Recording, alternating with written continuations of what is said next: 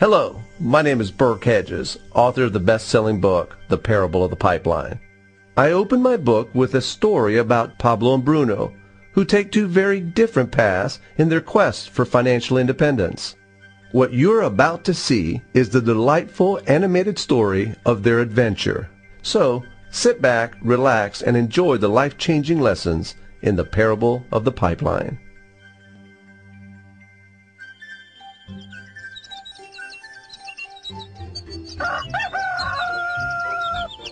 Far away, in a small village, near a beautiful valley, lived two friends, Pablo and Bruno. They were both young and dreamed of a better life for themselves.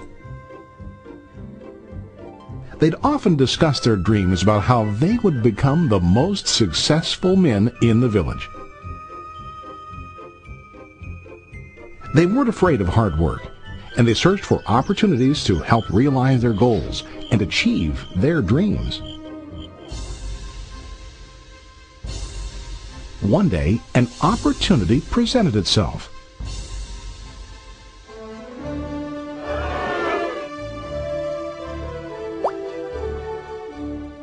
The mayor of the village decided to hire two people to bring water from a spring up on the mountain, across the valley, back down to the village.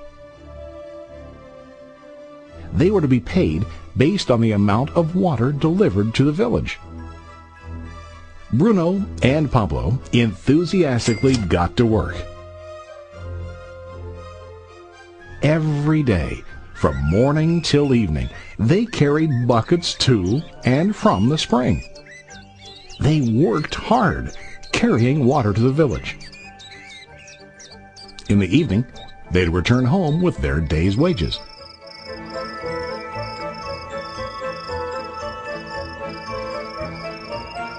Bruno was satisfied with his work and the money he earned.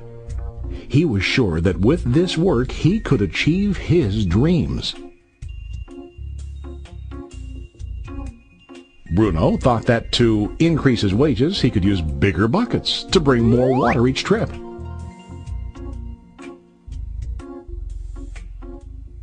He believed with a larger income he would soon be able to buy a cow and the house that he dreamed about.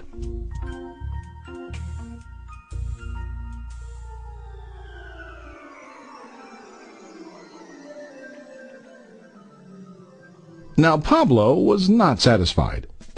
At the end of the day, his back and hands ached, and he was exhausted. He was looking for an easier way to earn more. One day an idea occurred to Pablo. He imagined building a pipeline to deliver the water from the mountain spring to the village. With this pipeline, he could get more water to the village without carrying buckets back and forth from the spring to the village. Soon, he got very excited about his idea and began to plan. Pablo, of course, shared his idea with his friend Bruno and asked him to join with him to work on and help build the pipeline. Bruno thought the idea was crazy. All Bruno could think about was what his money could buy today and how to get it quicker. He felt that building a pipeline would slow him down and delay him in achieving his goals. Instead, Bruno got bigger buckets and went more often back and forth fetching water. He was sure that with this method he could make more money. Pablo decided to build the pipeline on his own. He understood that it would not be easy to build, and it would take time to complete the pipeline.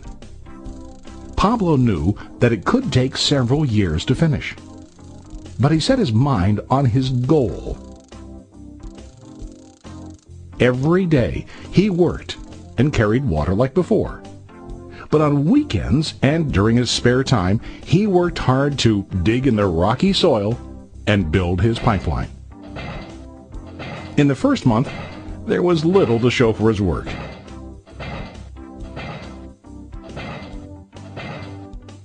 Bruno and the villagers laughed and teased him.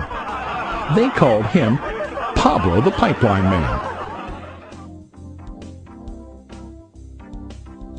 During this time, Bruno's income doubled. He already bought a cow and a bigger house. His lifestyle changed. He now spent time after work in the bar, enjoying his hard-earned wages from delivering water.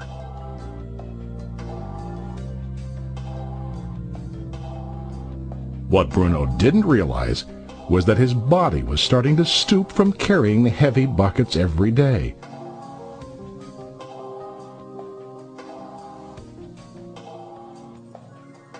His face looked worn and his body tired. Soon, he began to carry less and less water due to the wear and tear on his body.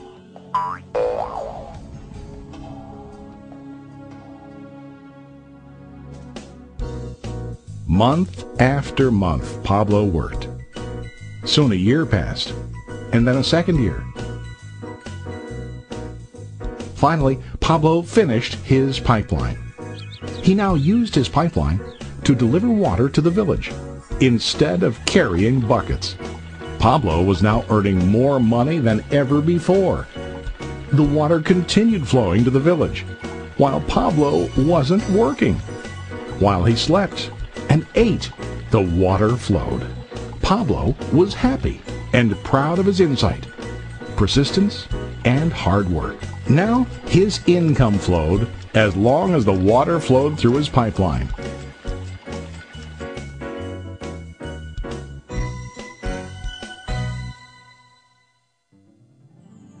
The story of Bruno and Pablo is a reflection of life. Their jobs symbolize what most people do to earn money. Bruno gets his money using buckets. He goes back and forth, carrying his buckets from the spring to the village in exchange for money.